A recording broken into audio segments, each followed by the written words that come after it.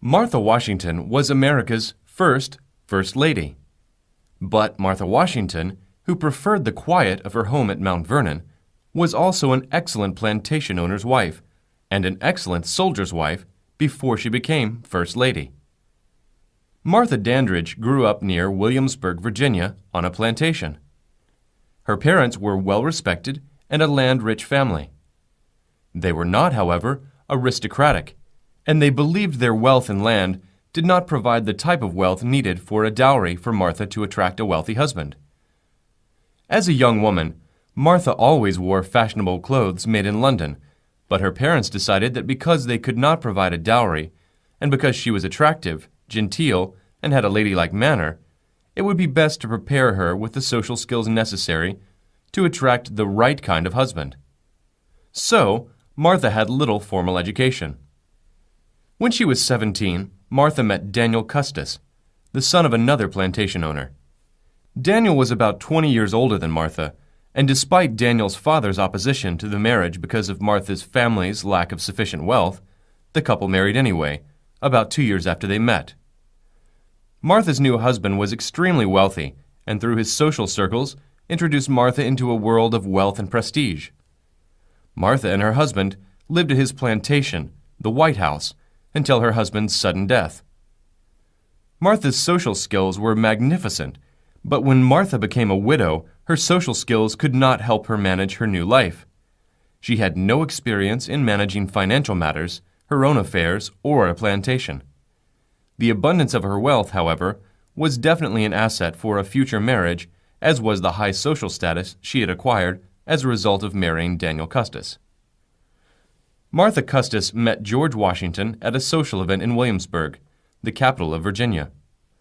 George, a young officer in the Virginia militia, had grown up in a good family, but like Martha's family, George's family had little money. The courtship was short, and George and Martha were married shortly after they met. Martha and her 2 children moved into a house George had inherited from his brother. The home, Mount Vernon, was located on the Potomac River and was a plantation of about 500 acres. Martha learned to assume duties of a plantation owner's wife to manage the property while her husband was away. She cooked and sewed, but she also took care of her own family and the needs of families of the slaves working on the plantation. George handled the financial affairs of the plantation, but Martha directed the household staff. She also was involved in the preparation of food and herbs to be used as food and medicine for the household and its guests. As Martha developed confidence in her ability to manage the plantation, Martha became more secure and assertive in her thoughts and beliefs. Martha loved Mount Vernon and longed for a life of privacy, but when duty called for her husband to command the Revolutionary War troops, Martha accepted her role with understanding and compassion. During the Revolutionary War, Martha remained at Mount Vernon for long periods of time, while her husband was commanding the Continental Army. She knitted socks for the soldiers, organized sewing societies to make the needed items, and tried to raise money for the benefit of the troops. When her husband became ill while the troops were camped at Morristown, Martha bravely made the trip to nurse him back to health. One winter, while the American troops camped at Valley Forge, Martha made the long, arduous trip to Valley Forge. She did not go, however, until she had been inoculated for smallpox. The inoculation, itself very dangerous, was not an option for Martha, as she believed that without it, she could die from the disease itself.